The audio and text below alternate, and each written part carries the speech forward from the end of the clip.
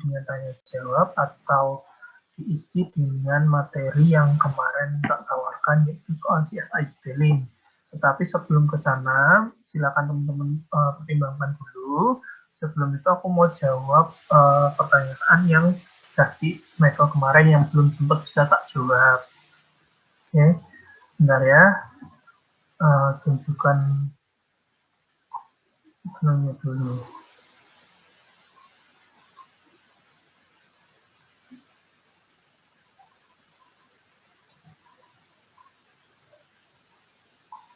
Mungkin sembari aku nyiapin ini, menyiapkan materinya untuk bisa kita diskusikan bersama-sama. Ada yang mau kasih pendapat dulu, apakah hari ini mau kelas berhubungan soal tanya jawab aja, ada pertanyaan apa soal materi kemarin, yang artinya kalau misalnya nggak ada tanya jawab ya mungkin bisa selesai lebih cepat, atau mau tak kasih materi gitu. Kalau dari saya, kalau misal nggak ada yang nanya lagi, kasih materi aja, Kak. Tapi nggak tahu teman-teman yang lain, mungkin ada yang mau tanya-tanya. Ya, silakan. Ada yang mau bertanya, ada yang kesulitan soal tugas besarnya, ada yang harus perlu didiskusikan dengan aku soal permodelan ya. Kalau soal hitungan ya mungkin aku bisa bantu cuma gambaran besar harus gimana, tapi kalau untuk meriksa hitungan nanti itu kan tugasnya asisten. Cuma kalau sama aku nanti kita bisa lah mendiskusikan. Mau tanya Kak, kalau misalnya minggu depan masih ada kelas nggak ya? Misalnya Senin atau Rabu gitu. Kalaupun masih ada kelas mungkin dengan Pak Hermawan ya. Oh iya.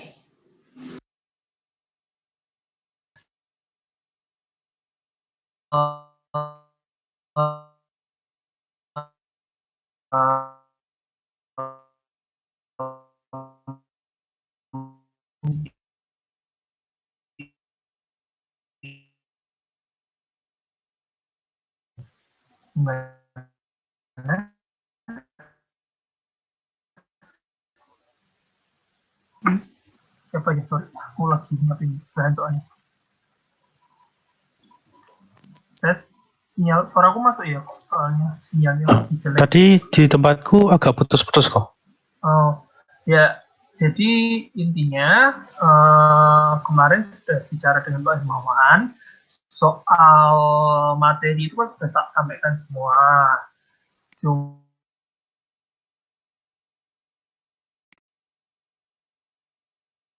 Dua pertemuan Senin dan Rabu ini, tetapi di pertemuan di minggu-minggu berikutnya menurut diskusi kami kemarin harusnya tidak perlu, mungkin nanti Pak Hermawan sendiri yang masuk, atau mungkin ada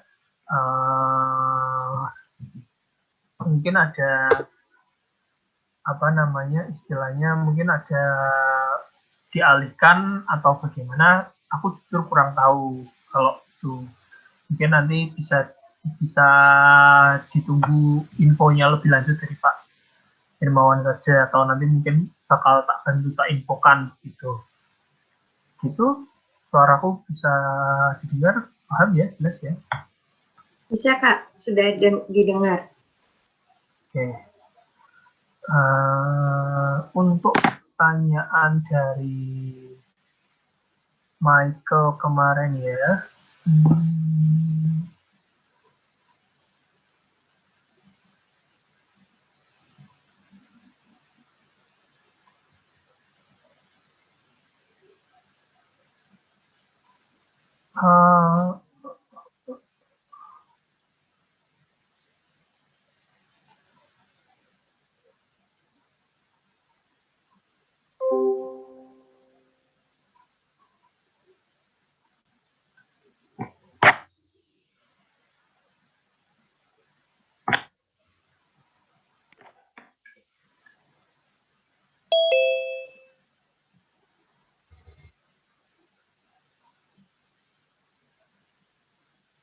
aku share screen ya.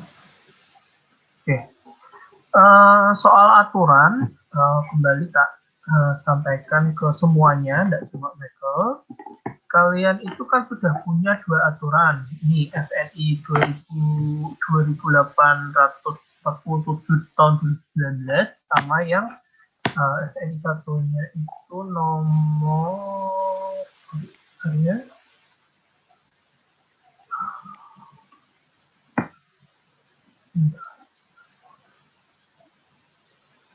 SNI betonnya, gempanya itu di nomor 1726.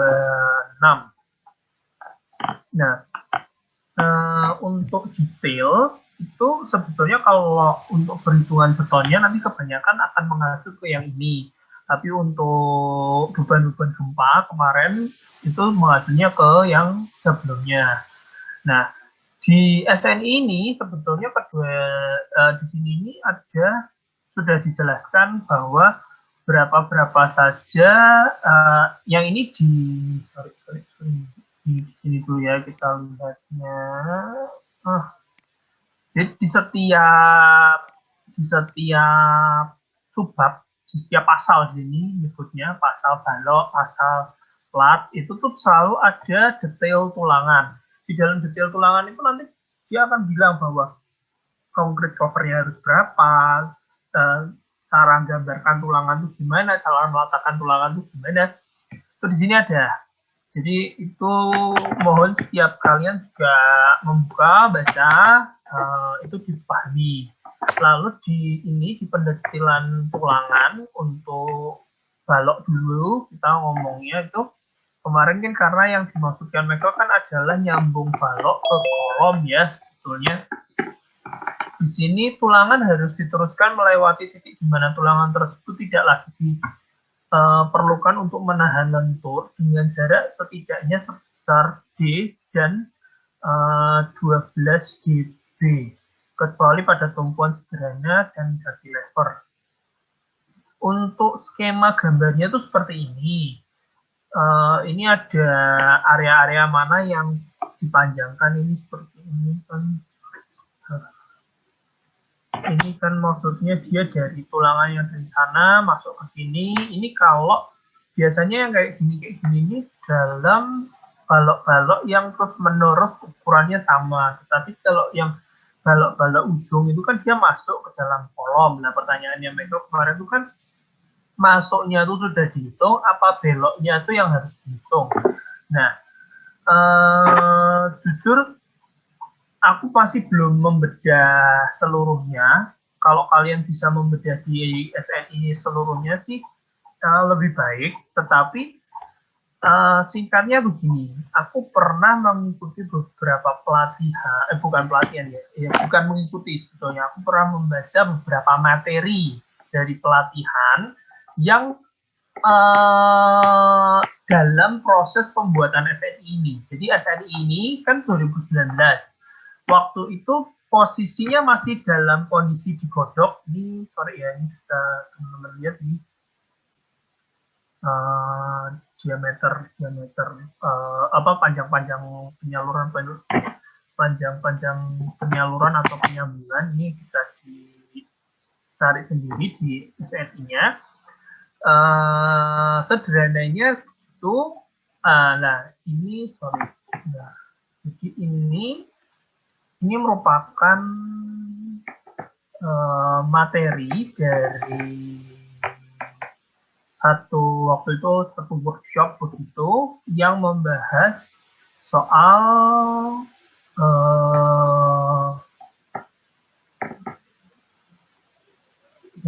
yang waktu itu membahas soal bagaimana detail gambar gitu.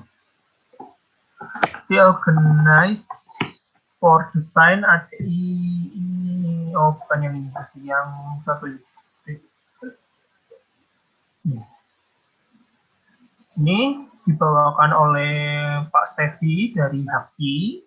Di sini dia ngomongkan ketentuan detail tulangan pada beton bertulang sesuai SNI 2847 2000 masih X karena belum disahkan waktu itu.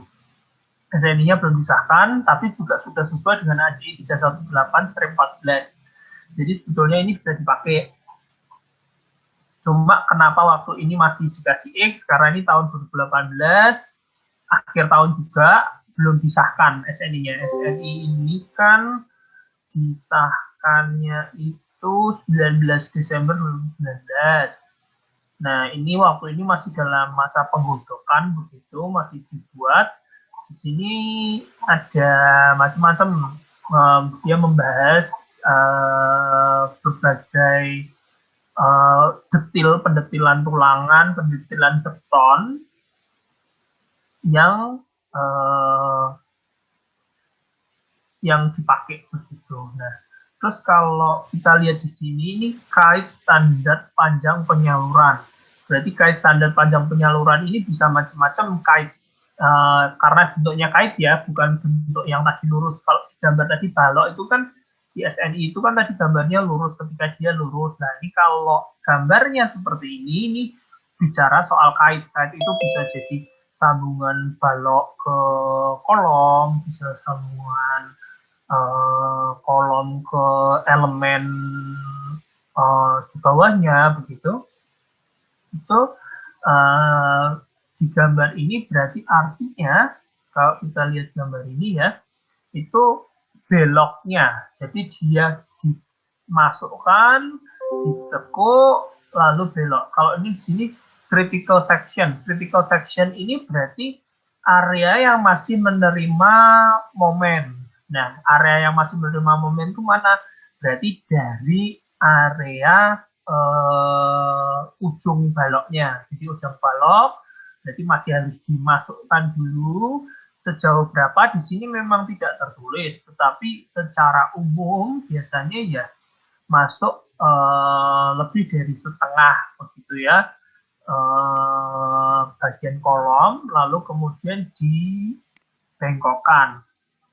Dibengkokkan lah, panjang bengkoknya itu 12 kali diameter. Lalu kalau yang 40 kali diameter itu kan untuk penyambungan. Nah, kalau penyambungan itu harusnya semua paham ya. Wong namanya disambung.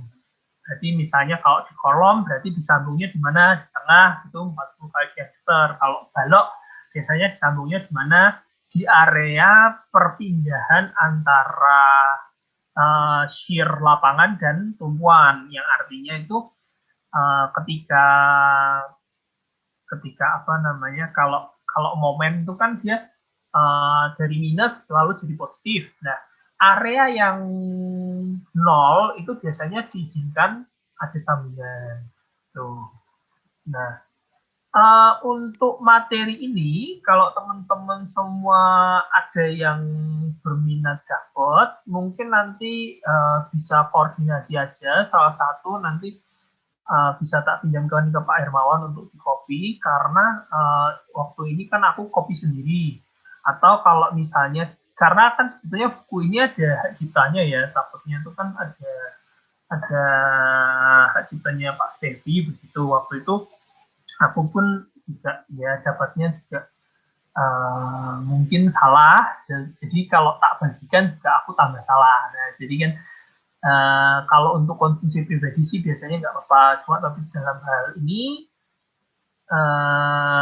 nanti akan tak sampaikan ke Pak Hermawan kalau teman-teman semua pada kepingin punya, karena di tahun sebelumnya sama Pak Hermawan teman-teman disuruh fotokopi kalau ada yang mau. Tapi sebetulnya teman-teman tidak perlu, sebetulnya kalau sekarang dengan teman-teman sudah punya SNI-nya tuh teman-teman tidak begitu butuh sih buku ini. Teman-teman gali aja dari SNI-nya tuh jelas kok, ada tulisannya semua. Itu Michael, apakah bisa terjawab? Bisa kok, terima kasih kok. Oke, mungkin masih punya 1 jam begitu.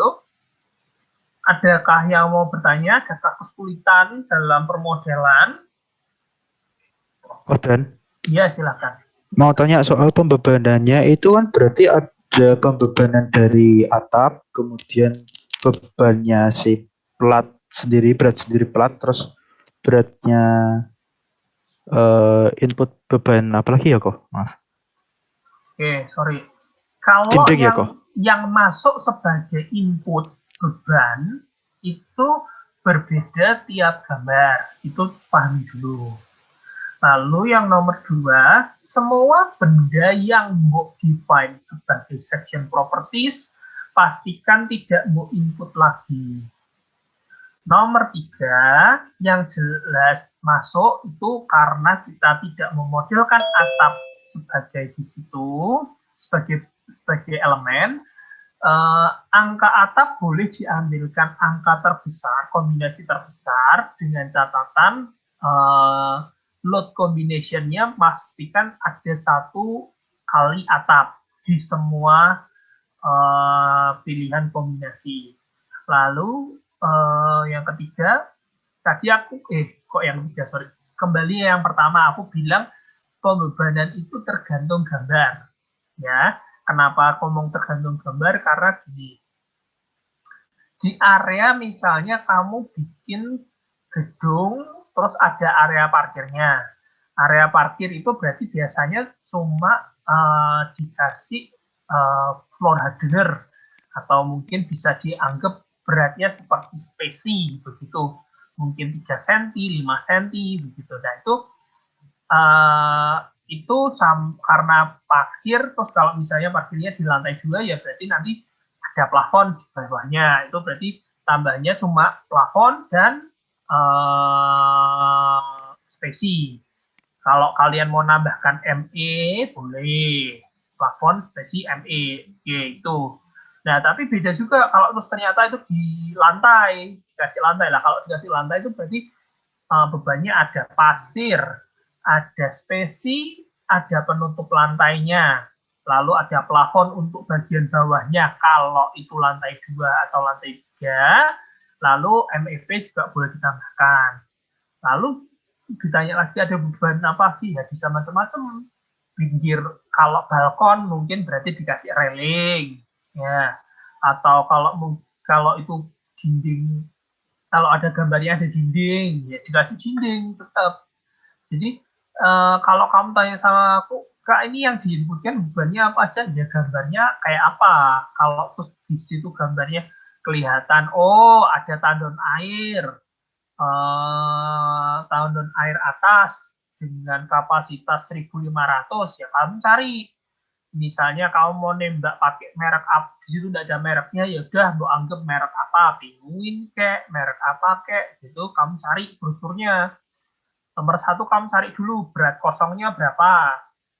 Kamu dapat berat kosongnya dengan kapasitas yang sama, lalu mbok tambahkan dengan berat isi full, lalu mbok bagi dengan luas penampang, area bawahnya. Pasti itu ada kalau kalian pakai Penguin gitu kan.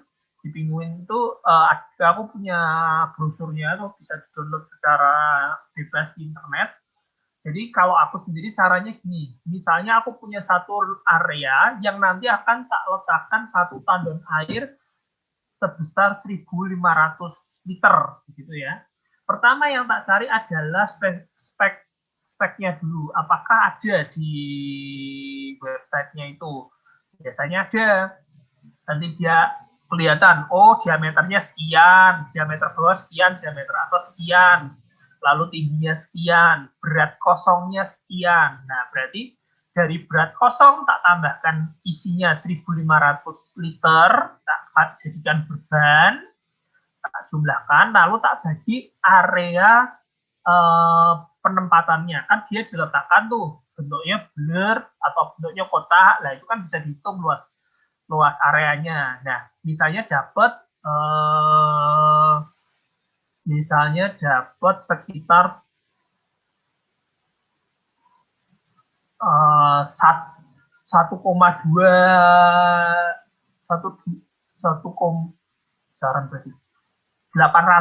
kilogram per meter persegi misalnya. Misalnya kita dapat 800 kilogram per meter persegi lah. Yang ditempatkan bebannya kan meter persegi tadi, karena kan aku mintanya satuan beban dibagi luasan. Nah, Kalau aku sukanya langsung tak assign ke seluruh plat di area. Nah, memang tandon airnya tidak akan dipasang di seluruh tempat itu kan, tapi di area misalnya kan, kemarin kan aku ajarkan, area plat kan jangan lebih dari 12 meter persegi kan, betul lah. Kalau aku biasanya suka tak assign ke seluruh di 12 meter perseginya itu. Karena kan di 12 meter perseginya itu kan kita tidak bisa, sebetulnya kita bisa minta pasti tandonnya di area mana. Nah, tapi biasanya orang itu kalau yang menggunakan bukan engineer, terus nanti kalau misal dipindah atau bagaimana, atau di satu kali arsiteknya bilang, wah tidak estetis, minta digeser gitu, nah itu kan jadi masalah. Nah, sebaiknya dipastikan aja untuk diassign ke seluruh area plat yang ada.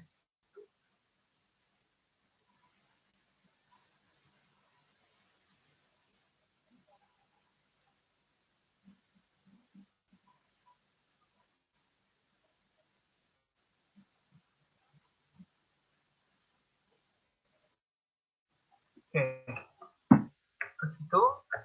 Sorry, maaf tadi ganggu.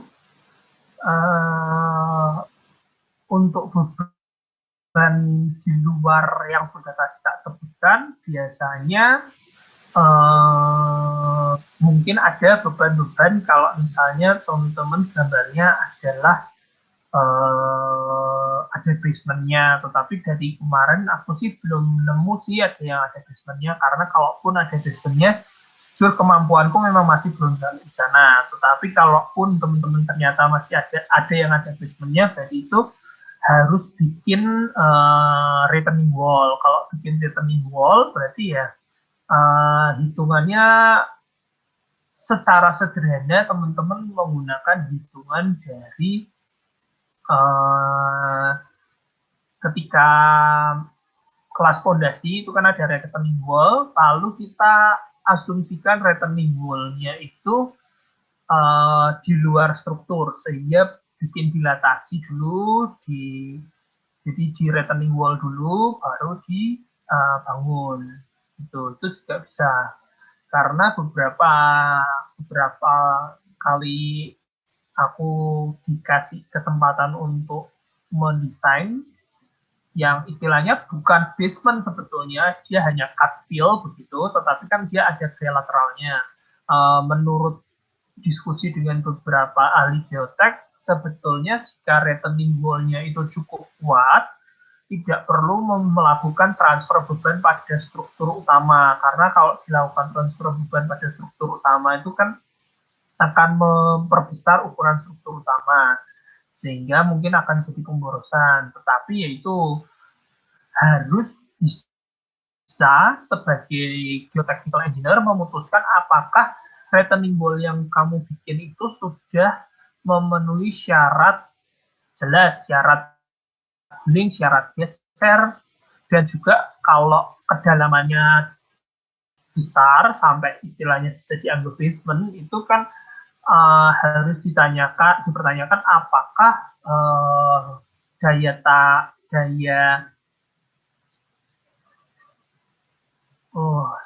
istilahnya apa kok saya kok tiba-tiba ngeblank.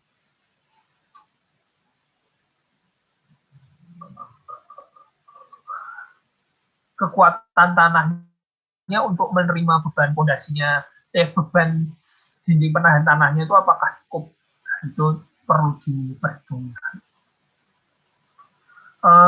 Mungkin begitu Michael yang bisa tak jawab.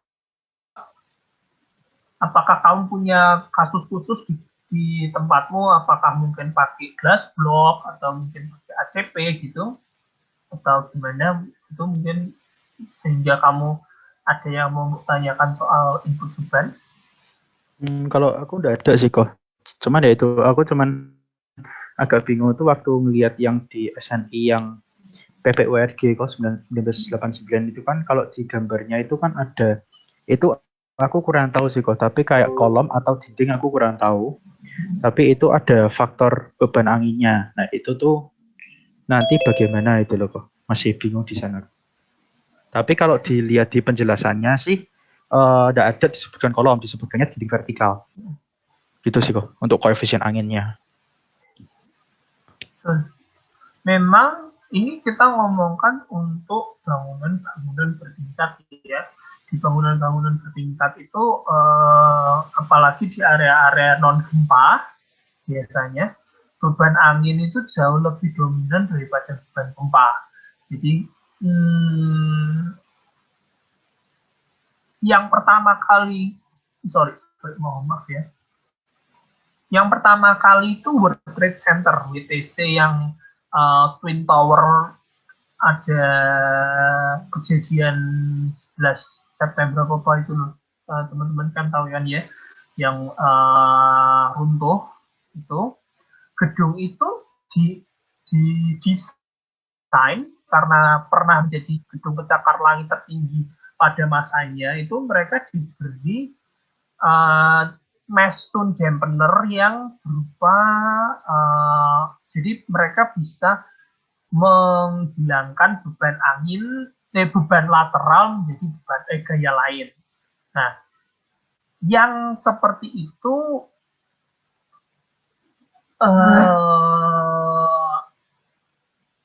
ketika bangunanmu mencapai ketinggian yang luar biasa, nah itu yang beban angin berpengaruh besar. Tetapi kebiasaan beban angin itu tidak terlalu besar angkanya jika ketinggian gedung juga tidak terlalu besar. Nah, lalu kalau ditanya apa memangnya kalau tidak besar tidak perlu diinput, juga tidak bisa dibilang begitu. Tetapi dengan catatan permodelan itu kan dari kemarin sudah tak sebutkan ya, permodelan itu memang membuat sesuatu benda melihat perilaku benda asli dalam skala lebih kecil dengan skala yang dipermudah. Kalau teman-teman semua searching di YouTube, searching di tutorial-tutorial untuk permodelan, itu ada dua jenis yang mereka bisa menghitung bebannya lateral terus diinputkan, yang mana menurutku itu rada sulit karena kamu juga tidak bisa bilang anginnya dari mana. Kalau kamu bisa bilang kalau kamu tidak bisa bilang anginnya dari mana, pasti akan modelmu akan salah, kan begitu. Sehingga berarti untuk modelnya benar gimana? Kamu harus mengiterasi seluruh kemungkinan angin datang, yang mana itu termasuk kemungkinan angin datang dari suhu yang tidak center dengan suhu bangunan, yang mana itu juga menjadi kesulitan tingkat tinggi. Makanya untuk daerah-daerah dengan sudah dihitung nilai gempa, contohnya kemarin gambar-gambar kita, aku tidak memasukkan nilai koefisien angin memang. Tetapi kalaupun teman-teman mau memasukkan koefisien angin, ada satu tutorial yang aku referensikan sebagai kalaupun mau dimasukkan. Tapi kalau dari aku pribadi, karena teman-teman sudah masukkan gempa, angin tidak, menurutku untuk bangunan 3 lantai, angin tidak perlu dimasukkan. Nanti kalau teman-teman sudah bangunannya lebih dari 10 lantai, lah itu silahkan mendalami untuk permodelan memasukkan beban angin. Nah, permodelan beban angin yang tak maksudkan tadi yang mana adalah dengan cara automatic. Jadi di load pattern itu ketika memasukkan model wind, masukkan auto lateral mode-nya dengan aturan ACI yang sesuai dengan aturan angin. Nah, ada pun ACI yang dengan aturan angin, jujur sampai sekarang memang aku belum bisa bagikan, bukan karena aku tidak tahu. Kenapa? Karena tidak tak bagikan, karena aku belum mengulik. Memang aku sudah tahu nomor berapa yang biasa dipakai. Nah, tapi angka itu kalau aku belum pernah ngulik, aku kalau tak bagikan nanti aku kesalahan. Kesalahan di mana? Karena aku tidak bisa pakainya kok aku sudah ngajari teman-teman begitu. Nah, tetapi kalau teman-teman bilang, Kak ini berarti modelku salah no, wong anginnya belum ada. Ya belum tentu juga, karena secara teori untuk bangunan-bangunan rendah, ketika kalian sudah memasukkan gaya gempa, itu biasanya lateral force-nya lebih besar daripada angin. Jadi begitu. Itu Michael, bisa dipahami? Kok ini tadi sempat nyoba yang itu kok apa di load pattern-nya nggak paham juga itu kok banyak. Jadi aku pakai 710 ASC 710 tuh tak lihat-lihat kok rasanya banyak faktor yang perlu dimasukkan. Nah makanya itu, jadi kenapa tidak tak kasih, karena satu itu bisa disederhanakan dengan asumsi yang tak sebutkan. Nomor dua, aku belum dapat apa namanya aturan ASI-nya, sehingga aku kan kalau mau membagikan ke kalian, kalau setengah-setengah tuh percuma begitu. Jadi aku harus bisa dulu sebelum tak bagikan, daripada aku ngajari yang salah kan begitu. Dan juga hubungannya ke aturan yang sudah diadopsi ke Indonesia. Kalau itu aturannya bahasa Inggris, tak kasihkan mentah-mentah ke kalian. Aku di beberapa project ya, tak ceritakan itu kayak aturan-aturan untuk bangunan cagar budaya. Itu kan tidak ada. Yang artinya tidak ada itu gimana? Ya memang kan bisa diambil dengan aturan sekarang. Kalau beton harus dibikin gimana gitu. Cara mengaksesnya ada. Tetapi ada seperti yang tak ceritakan, di era kebanyakan bangunan bersejarah kita itu ada di era sebelum beton, yaitu di era akhir abad ke-19, itu kebanyakan era akhir 19 dan awal 20 itu mungkin struktur utamanya bata tanpa perkuatan, unreinforced masonry. Sehingga kalau ditanya, Kak ada enggak sih aturan yang ngomong ini? Ya ada, tapi belum diratifikasi di Indonesia, belum disahkan sebagai aturan yang berlaku di Indonesia. Nah, soal angin tadi juga, aku belum bisa dapat tuntunan yang exact pasti untuk aturan di Indonesia, gimana cara memodelkannya. Aturannya ada apa enggak? Ada, tapi aturan itu bisa langsung digunakan secara pasti, gunakannya gimana, aku belum mendalami itu. Kenapa belum tak dalami? Karena untuk bangunan-bangunan rendah, gaya gempa itu pasti lebih besar daripada gaya angin. Sehingga aku memilih belum mendalami itu. Kalau teman-teman ada yang mau dalami itu, nanti coba bisa tak share beberapa link yang sudah pernah tak dapat sebelumnya. Kalau teman-teman mau sebagai minimal teman-teman tidak mulai dari nol. Tetapi untuk dalam kelas, mohon maaf tidak bisa tak sampaikan karena takutnya karena risetnya bukan riset sebetulnya, maksudnya aku nyarinya masih belum selesai, nanti takutnya ada yang salah malah tidak tepat. Tetapi kalau dalam tugas besar bisa tak jawab, angin cukup di atap saja, untuk area lainnya itu lateral load-nya pasti lebih besar gempa. Gitu. Oke? Ya kok, thank you kok. Koden sama mau tanya kok. Kalau aku masih agak bingung kok mana yang tulang transversal kok. Aku agak lupa sih tepatnya kok. Itu yang di bagian mana ya kok? Oke. Kemudian itu untuk perhitungannya bagaimana ya kok? Soalnya kalau aku sempat lihat-lihat punyanya cutting itu belum nemu perhitungan tulangan transversal kok, kebutuhan tulangan transversal. Gitu kok. Terima kasih kok. Sorry, Max. Ini kamu ngomong tulangan transversal itu di mana? Di balok ya? Iya kok, di balok kok.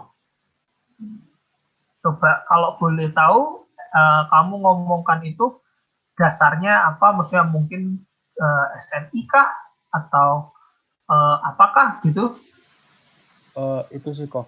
Kan waktu baca-baca SNI itu ada disebut tulangan transversal. Oke, boleh. Kalau gitu sebutkan ke aku SNI-nya mana supaya kita sama-sama tahu konteks. Karena ini konteks pembicaraannya ke mana itu aku juga kurang ngeh.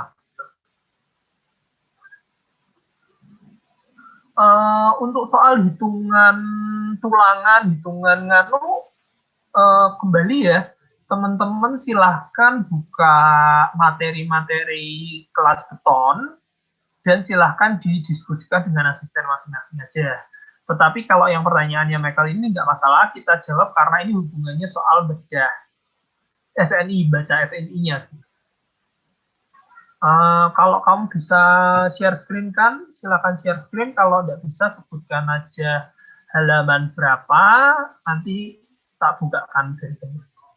Aku bisa, tapi ini belum di... Ya, sudah. Coba.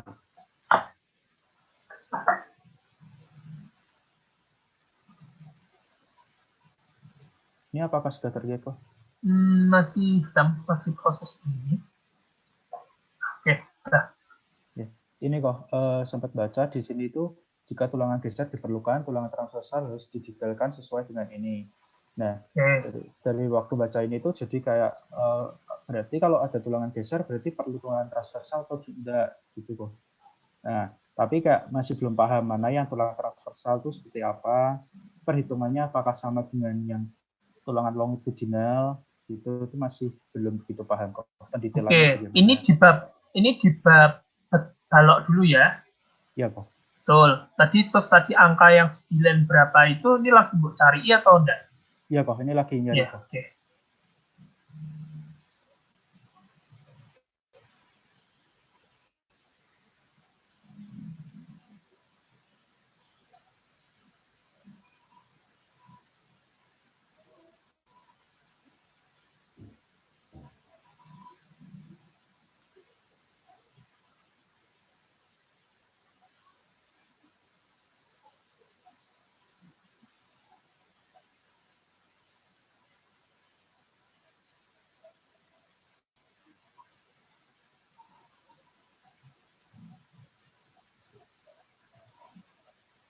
Oh, si 257.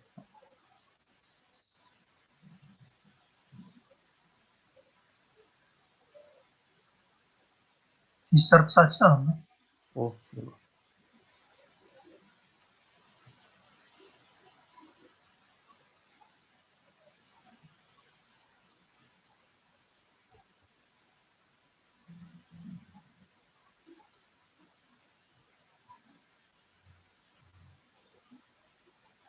Oh, ini detailnya kayaknya tidak ada gambarnya ya kok.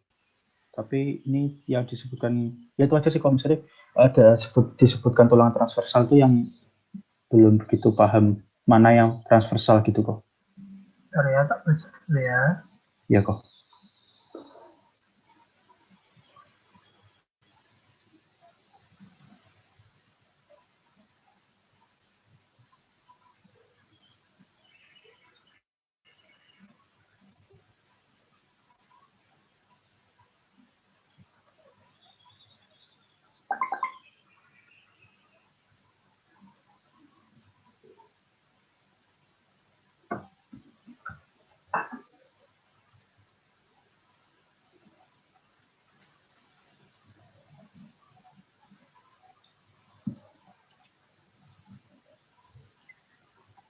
Yang jelas tulangan longitudinal itu kan artinya tulangan yang sepanjang sistem sejajar dengan arah panjang dari elemen. Jadi kalau misalnya balok gitu kan memanjangnya ya, tulangan yang searah itu adalah tulangan longitudinal. Nah, biasanya kalau ngomongkan transversal longitudinal itu yang posisinya saling tegak lurus. Nah, biasanya kalau ngomongkan saling tegak lurusnya dari tulangan memanjang elemen di balok itu adalah tulangan shear atau tulangan torsi. Jadi kan sengkang itu kan sebetulnya ada dua, ada sengkang geser, ada sengkang torsi.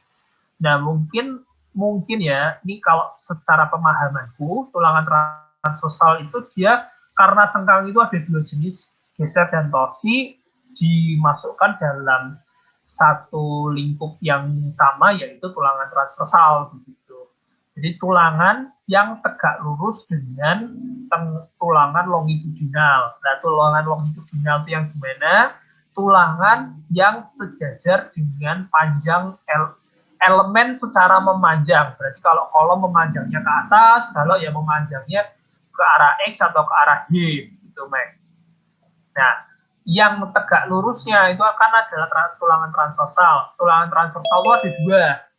Sengkang, yang kita tahu, kalau kamu tahu sengkang itu ada dua. Itu adalah tulangan penahan geser dan tulangan penahan torsi. Berarti kalau ditanya hitungannya tulangan transversal itu mana, ya berarti hitungannya hitungan geser dan hitungan torsi, Mek. Gitu. Kalau tulangan sengkang yang torsi itu posisinya di mana kok kalau gambarnya? Posisinya begini. Jadi ketika kamu sudah ngitung tulangan sengkang yang untuk geser, dia kan punya jarak. Lalu torsi juga punya jarak.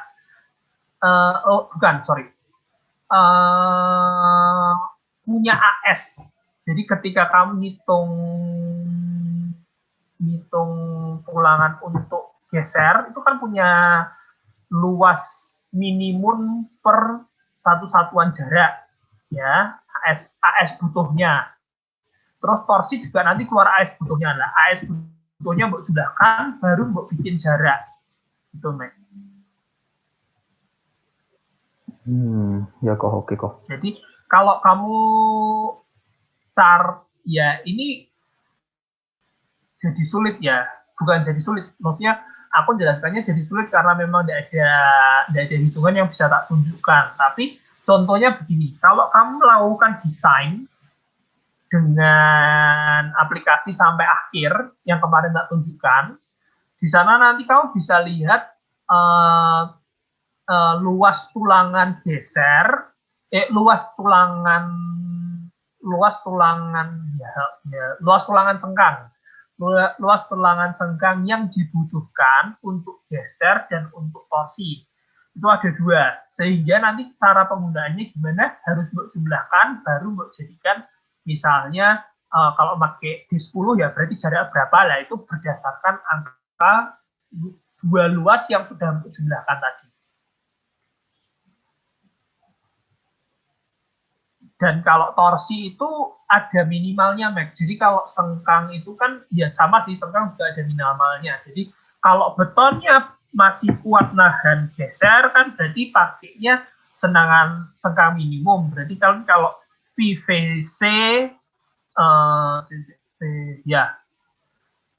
VU sama dengan PVC ditambah PVS kan. Nah, kalau VC itu lebih besar dari VU, berarti kan VS-nya tidak butuh sebetulnya. Tetapi kan untuk gempa ada minimalnya berapa, silahkan dilihat. Di gempa ada. Nah, kalau ngomongkan minimalnya kalau minimalnya belum tercapai, sebetulnya kan tulangan itu tidak dibutuhkan. Juga sama seperti torsi. Kalau di torsi, kamu kan hitungnya yang nomor satu pasti geser. Geser mbok hitung mungkin dapat angka. Kalau torsi mbok hitung terus ternyata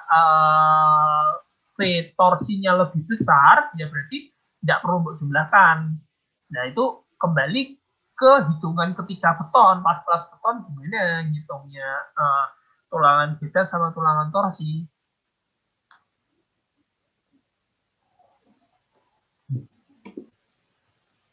Oke, Ya bisa kok, diterima? bisa kok. Terima kasih kok. Yuk, sama-sama. Yang lain, ada yang mau ditanyakan dulu? Tadi soal yang tanya di pertemuan berikutnya, apakah masih ada kelas atau enggak? Kenapa ya? Maksudnya apakah mungkin kelasnya itu kurang, maksudnya kurang informatif mungkin sudahan. Jadi ada usulan mungkin siapa tahu mau buat asistensi aja gitu, siapa tahu. Ini aku juga tidak ngejat, cuma tapi mungkin kan teman-teman sulit ya waktunya, mungkin ada yang apa mau asistensi aja. Kalaupun memang begitu, aku tidak bisa janji, tapi nanti akan tak sampaikan. Siapa tahu mungkin ada alasan seperti itu, ada solusi begitu. Karena dari Pak Hermawan sendiri kemarin juga belum memberikan sinyal apakah kelasnya perlu diberikan materi lain. Silahkan, tadi siapa ya? Sorry, aku tadi lupa. Saya Kak, sebenarnya itu kalau dari kami sih, dari teman-teman juga kayak baru mulai bikin etapsnya, tapi udah kayak di pertengahan. Nah, kemungkinan kalau minggu depan kan kayak nyelesain sama sekaligus bikin perhitungan di Word. Nah, kalau misalnya ada kelas sama Kak Daniel lagi kan mungkin ada beberapa kesulitan gitu loh, jadi bisa tanya. Jadi tak kirain masih ada kelas minggu depan sama Ko Daniel.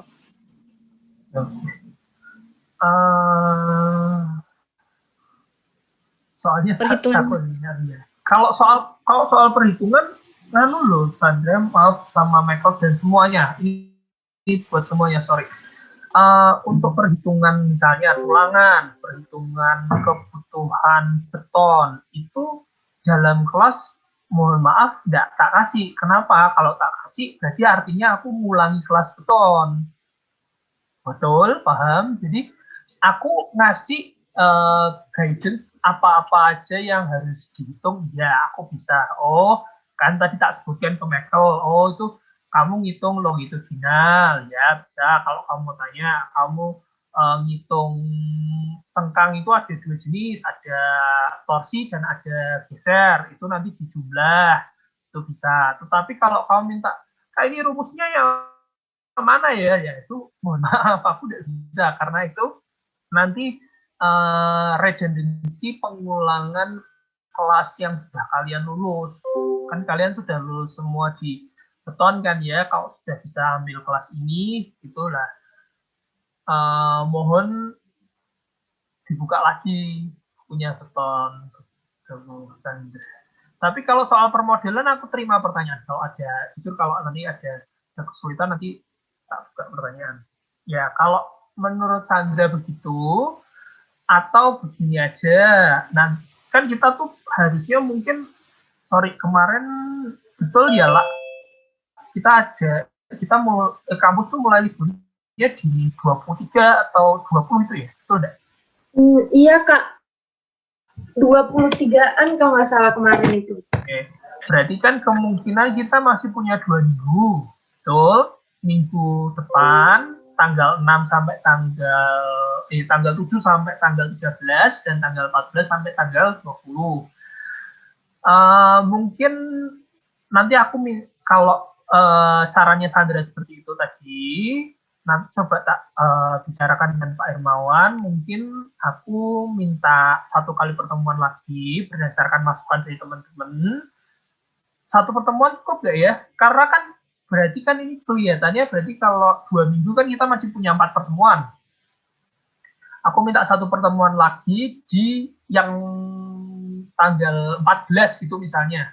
Biar mungkin semua sudah pada, oh iya masih hutang 1 ya. Oke.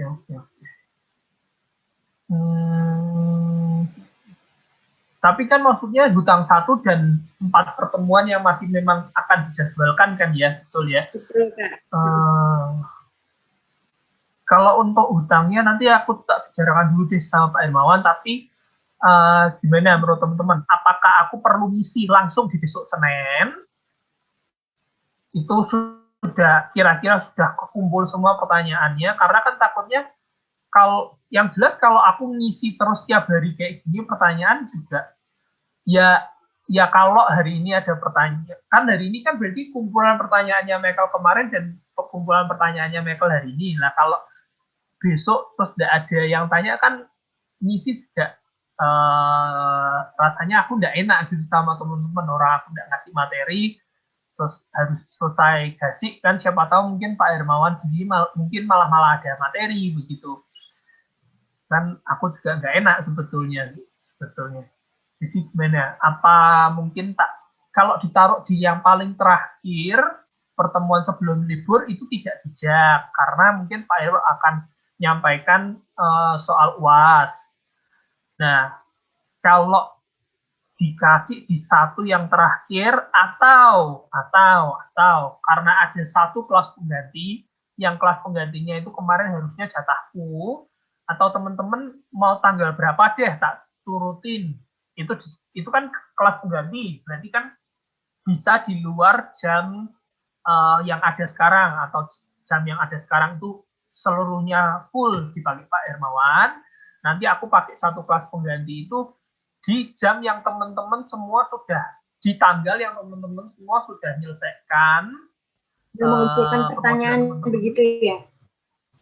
Buat pertanyaan gitu. Tapi kalau bisa sebelum tanggal 18 Desember ya.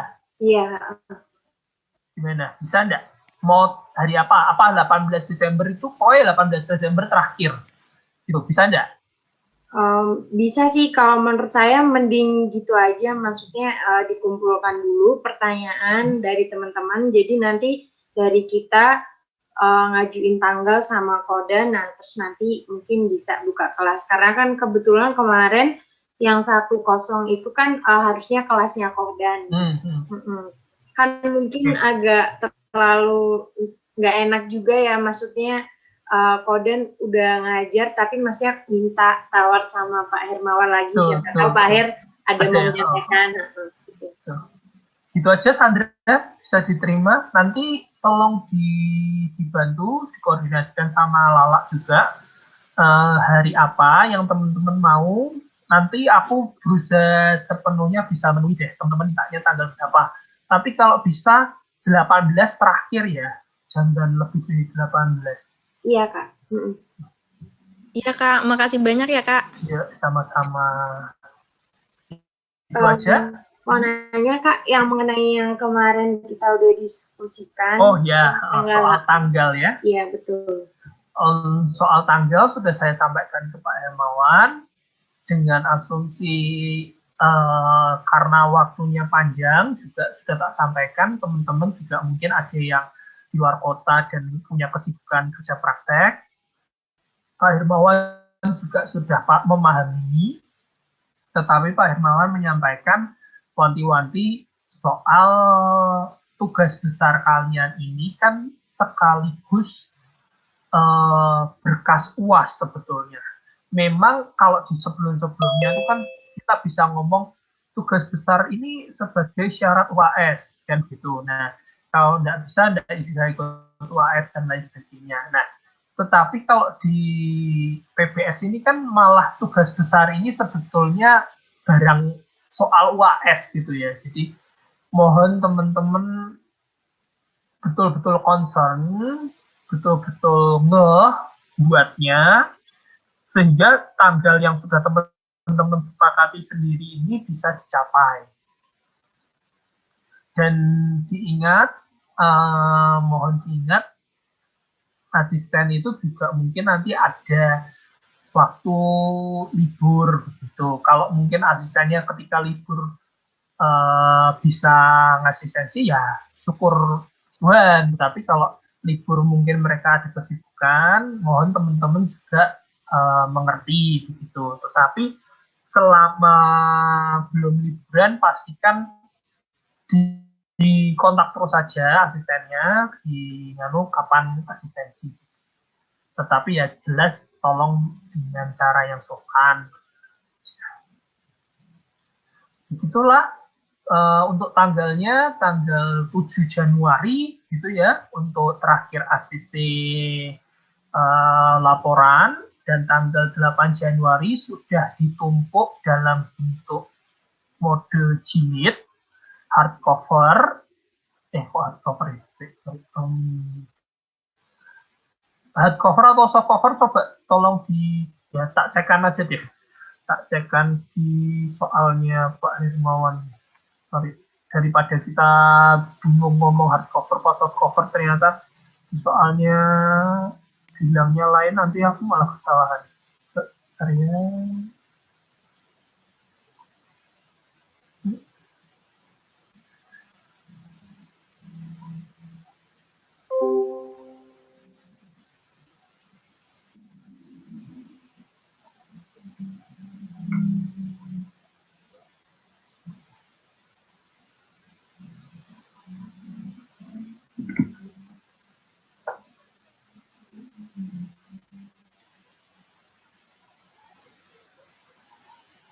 bentar ya.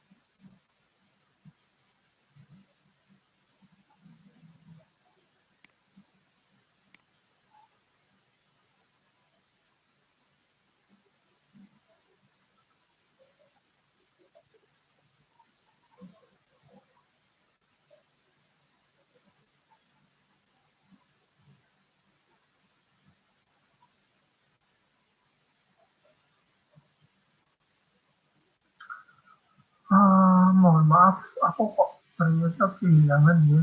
Ada yang bisa dibantu bukakan soalnya nomor itu? Soal jilidnya itu cover apa cover? Ya kalau nggak ada yang bisa sekarang nggak apa-apa sih. Yang pokoknya intinya gini ya. Untuk masalah jilid nanti tolong teman-teman sesuaikan dengan soalnya Pak Hermawan. Soalnya itu bilang soft cover atau hard cover. Permisi Kak, Cover kok. sudah cek ternyata soft cover Kak. Oke, ya. Kalau di soalnya soft cover ya berarti tanggal 8 itu sudah jilid soft cover dan sudah siap ditumpuk. Berarti artinya nanti sampaikan kepada asisten apakah di tanggal 7 itu tanda tangan ACC itu asisten sudah mau tanda tangan lembar pengesahan, ataukah asisten minta harus sudah jilid dulu baru mereka mau tanda tangan pengesahan. Silahkan itu diskusikan dengan asisten masing-masing. Itu tidak ada batasan dari pemberi tugas dari dosen tidak ada batasan, tetapi yang jelas kalau meminta tanda tangan pengesahan Pak Hermawan itu setelah terjilid. Jadi di tanggal 8 itu masih kosongan tanda tangannya Pak Hermawan tidak apa, tetapi tanda tangan asisten di kartu asistensi dan juga di lembar pengesahan sudah harus ada. Oke, itu aja. Kelas juga sudah jalan kurang, jadi kita masih punya 34 menit sebetulnya. Kalau 34 menit untuk materi juga kelihatannya pasti nanti tanggung. Jadi mungkin kelas akan tak selesaikan kalau tidak ada pertanyaan. Kalau ada pertanyaan, mari kita lanjutkan. Ada pertanyaan enggak? Koden ya. Ya, silakan, Mas. Mau tanya kok, itu kalau kolom itu berarti dia juga memikul momen lentur berarti ya kok? Ya, ada momen lenturnya. Kemudian Kalau ada kolom itu nanti caranya gini, Mek. Harusnya itu sudah pernah, tapi ini tak kasih pengantar aja. Jadi intinya kalau kamu kolom itu kamu harus bikin yang namanya diagram interaksi. Jadi kenapa diagram interaksi? Namanya diagram interaksi karena gini, ketika kolom yang sama menerima beban center, ya beban yang sentris begitu tanpa momen, itu mungkin dia punya kekuatan tekan sampai misalnya, ini katakan misalnya 20 ton, 200 ton gitu misalnya ya. Nah, kolom yang punya kekuatan 200 ton ini ketika dia menerima momen lentur bersamaan dengan gaya aksial, itu semakin besar momennya juga nanti kekuatan kolomnya akan semakin turun. Jadi istilahnya diagram interaksi. Jadi kalau kolom itu punya nanti kamu akan bikin apa namanya bukan tabel grafik gitu. Sorry, maaf. Grafik ketika kolomnya itu menerima momen terbesar itu di angka berapa dibandingkan dengan aksialnya. Jadi kolomnya itu begini, Kartesiusnya itu kan dua gitu. Sepertinya yang tegak itu aksial, yang mendatar itu momen. Nah, nanti itu kolommu itu dominan mana? Dominan aksial atau dominan momen? Nah, itu sebetulnya gini. Contoh gampangnya, kemarin kan sempat tak tunjukkan diagram interaksi. Nah, tapi kalau diagram interaksinya etap itu 3 dimensi malah. Halo, sorry, tadi terputus ya. Tak ulangi ya. Jadi kan di ITEP itu kan sebetulnya sudah bisa hitung, tapi karena hitungnya kalian manual, itu kalian harus masukkan. Jadi kartesiannya begitu, kalian harus cari maksimal momennya berapa, minimum momennya berapa. Terus kalian harus bikin kalau maksimum aksial ketika tidak ada momen berapa. Lalu crash perpotongan antara ketika dia balik dari tekan ke tarik. Itu kalian ukur, terus nanti kalian hubungkan sebagai itu namanya diagram interaksi. Ketika perbandingan aksial dan momenmu ada di dalam diagram interaksi, berarti kolommu sudah cukup kuat. Tapi kalau di luar diagram interaksi lah itu berarti belum cukup kuat. Begitu. Itu Michael kalau soal ngitung kolom. Jadi ngitung kolom beda ya dengan ngitung lenturnya balok. Jadi kalau lenturnya balok itu kan ya udah hitung lenturnya aja. Kalau kolom itu dihitung apakah lenturnya dengan aksial jika di plotting dalam diagram interaksi kolom tersebut masih aman gitu. Ya kok, terima kasih kok. Sama kalau misalnya balok bordes itu tebalnya sama kayak tebal plat lainnya atau perlu dihitung ya kok? Kan kalau yang plat dua arah itu sebetulnya bisa dihitung tebalnya berapa. Nah, tapi diambil aja 12 cm. Nah, untuk balok bordes dan juga untuk tebal platnya tangga itu apakah perlu dihitung atau juga diambil 12 cm? Oke, ini hubungan untuk penerkaan awal gitu ya, Michael? Oh, berarti itu kok. Berarti kalau platnya itu kan pasti 12 cm ya, kalau yang plat tangga, plat lantai. Bukan pasti, dalam artian gini, ketika kamu ngitung tulangan dan lain sebagainya itu kan juga dibuktikan apakah kuat kan begitu kan, Max? Iya, kok. Nanti terus kalau kamu dapatnya tulangan terus harus 5 cm, jarak 5 cm lah itu berarti kan tidak kuat, jadi harus besarkan lagi tebalnya kan gitu.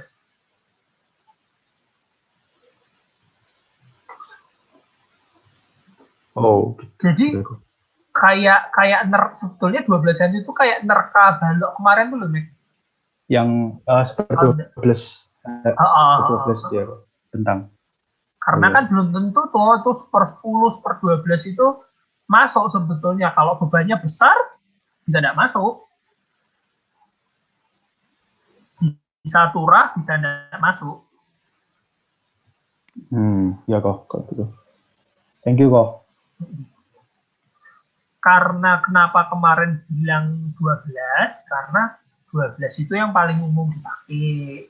Jadi itu angka cek. Tetapi ya betul kata Michael, tebal platnya itu bisa dihitung dulu enggak, asumsi estimasinya bisa.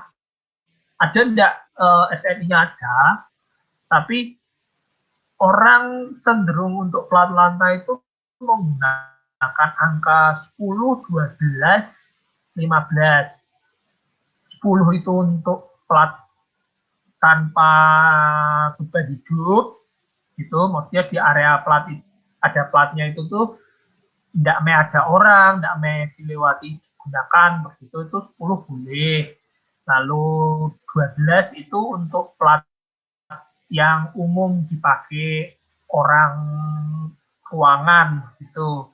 Kalau 15 itu biasanya dipakai untuk plat-plat tebal yang butuh beban hidup besar, misalnya tangga, misalnya cantilever di area yang memang diperuntukkan untuk misalnya geladak pandang begitu tuh loh, yang biasanya buat side view begitu tuh kan nanti isinya banyak orang, nah itu bisa pakai 15. Tetapi konsepnya semakin tebal plat itu kan semakin tebal, semakin berat sebetulnya sistem strukturnya. Nanti kalau menurutku di atas 15 itu nanti akan jadi plat yang terlalu berat biasanya. Nah, itu yang disebutkan Kevin betul. Yang apa namanya tadi itu 12-15 itu tak maksudkan adalah asumsi awal. Begitu, Michael? Dan yang lain juga bisa Ya, dipahami ya. Bisa kok, terima kasih kok. Masih punya waktu 20 menitan, 25 menit, 25 menit. Apakah sudah cukup semua paham? Kok dan tanya satu lagi boleh kok? Ya boleh kok. Waktunya Mas Yo. Nanti nek waktunya kurang berarti minta pertambahan waktu denda. Nah itu kok aku mau tanya kok kan kalau semisal kita itu kelas itu studi kan berarti setauku itu seharusnya diperhitungkan sebagai SRPMK ya kok. Nah itu kalau momen terus. Oh ya itu apa? Itu rumusnya kalau tidak salah ada bedanya. Nah tapi kalau semisal kok kita kan sudah menghitungkan etapsnya itu sudah pakai momennya sudah ada faktor dari gempa. Itu apakah bisa kayak diperhitungkan secara yang biasa, yang rumus biasa, kalau persegi, kemudian kolom yang memikul aksial dan momen tentur, tapi PU dan MU-nya pakai dari dan TU-nya dipakai dari gempa yang di etaps itu, atau perlu kita perhitungkan seperti yang rumus menyesuaikan kalau dia yang SPRMK kok. Yang kamu sebutkan beda rumus itu di cara mendapatkan MU atau cara mendapatkan pulangan gitu? Aku masih belum begitu paham kok karena kemarin sempat lihat sedikit, kemudian ada perbedaan. Jadi ada satu dosen yang membahas tentang balok yang dia sebagai SRPMK dengan yang dia balok persegi itu ada berbeda. Nah itu maksudnya mungkin kodenya ada Itu biasanya hubungannya soal tulangannya itu. Karena ketika kamu balokmu itu gempa, nanti area tumpuan itu bisa dapat momen positif. Area lapangan bisa dapat momen negatif. Sehingga tulangannya itu bisa di tulangan kebalikan gitu. Bisa jadi tuh kayak tulangan rangkap tuh. Jadi kalau teman-teman kemarin lihat hasil dari SAT itu ada apa namanya, ada ya apa didesain gitu, itu ada nganunya, ada kok di area tumpuan tapi tulangan bawahnya kok besar dominan. Nah, itu biasanya akibat dari gaya gempa. Nah, kalau teman-teman mau ngitung yang betul seperti itu, caranya gimana? Ya berarti caranya teman-teman, kalau aku ya, sederhananya kalian pakai hitungan balok beton biasa, balok beton persegi itu, tetapi kamu cari kemungkinan dia ada enggak di tumpuannya, kemungkinan dia jadi positif begitu.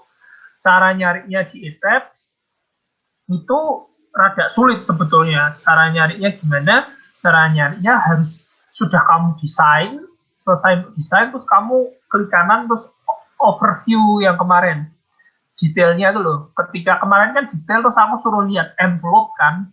Envelope-nya tuh tulangan ini, tulangan ini, tulangan ini. Lah, kalian masuk ke detailnya, ke longitudinal sendiri, terus yang geser sendiri, itu nanti disebutkan tulangan misalnya 0, bukan 0, tulangan dengan luas 30 mm persegi ini untuk menahan gaya berapa. Nah, itu gaya berapanya itu yang Mbok ambil. Nah, untuk dapatkan gaya berapa itu selama ini aku nyari di table sulit sih, tidak bisa ketemu. Harus nyarinya di yang setelah desain. Tetapi dalam artian gini, menurutku perhitungan balok persegi harusnya sudah cukup sih. Dalam artian sudah cukup menerima itu, asal kalian juga tidak, misalnya ini 30 gitu ya, terus bawahnya punya tulangan 5, atasnya kasih cuma tulangan 2, itu kan rodok nggak umum begitu. Minimal ya kasih 3 deh, atau kasih 4 lah. Aku nggak bisa jawab itu karena itu ranahnya asistenmu harusnya. Nanti yang asistennya aku pasti jawab gimana penyederhanaan istilahnya gini. Memang hitungan bilang itu dipasang 3 cukup. Tapi kalau terus ternyata balokmu itu balok 50, 40 gitu, mbok kasih tulangan bawah 3, mbok kasih tulangan atas 2, itu bisa ditertawakan orang kamu.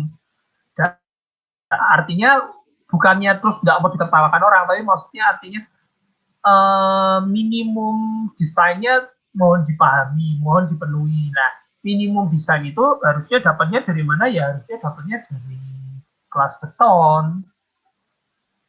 Gitu, Michael. Kalau kamu bilang ada rumus khususnya dan kamu belum bisa nyebutkan rumus khususnya, menurutku itu rumus khususnya hubungannya karena dia bisa jadi tulangan rangkap begitu. Nah, kalau ngomongkan tulangan rangkap, kalau mungkin itu memang rumusnya ada di SNI, mau pakai ya boleh, silahkan, tidak salah. Tapi kalau menurutku untuk mempermudah, kamu bisa ngitung dengan tulangan jenis non-rangkap, tetapi kamu dapatkan gaya, kemungkinan gaya, misalnya di tumpuan kan dominannya gayanya momen minus. Nah, Kamu cari momen positifnya berapa, kemungkinan momen positifnya berapa. Nah, cara dapatkan kemungkinan momen positif dari mana? Dari itu tadi kamu cari seleksi batangnya itu, klik kanan yang terbesar, terus mau lihat angka positifnya berapa lah. Kalau kamu tanya, Kak itu gimana nemunya? Ya tidak ada mudahnya. Itu selama aku tahu itu tidak bisa ditemukan dengan mudah, harus dibuka satu-satu. Terus dicatat mana yang paling besar harus dipakai. Gitu. Oke kok, terima kasih kok. Yuk, sama-sama. Yang lain? Masa yang buat cuma Najo? Tidak lah ya, semua sudah buat tapi mungkin belum sampai begitu ya. Oke, gitu aja. Untuk Lala sama tadi Sandra juga dan yang lain ini tepatnya, mohon segera didiskusikan kapan kira-kira yang teman-teman bisa semua dan modelnya sudah pada dibikin sehingga nanti aku bisa ngisi menjawab pertanyaan-pertanyaan kalian. Pertanyaan sih silahkan apa saja, tetapi aku juga punya hak untuk menjawab dan tidak menjawab. Artinya seperti yang tadi di Michael itu, beberapa memang tak jawab dengan kapasitas guidance. Kalian dari nyoba yang ini dan meriksa di sini, aku begitu. Tetapi kalau kalian minta, Kak ini hitunganku sudah betul apa enggak ya, aku enggak bisa. Tapi kalau kalian bilang, Kak ini modelku sudah betul apa enggak, nah itu aku bisa. Kalau soal pertanyaan soal model, itu aku akan jawab. Tapi kalau pertanyaannya soal ngitung tulangan, ini torsinya sudah cukup atau belum, ini hitunganku sudah benar atau belum, aku cuma bisa ngomong ya cari literasinya, tanyakan asisten, bisa dipahami ya, bisa diterima ya teman-teman semua maksudku gimana. Oke. Mungkin kelas hari ini kita akhiri aja, waktu juga sisanya 15 menit, mungkin juga tidak ada pertanyaan lagi kan ya. Lala,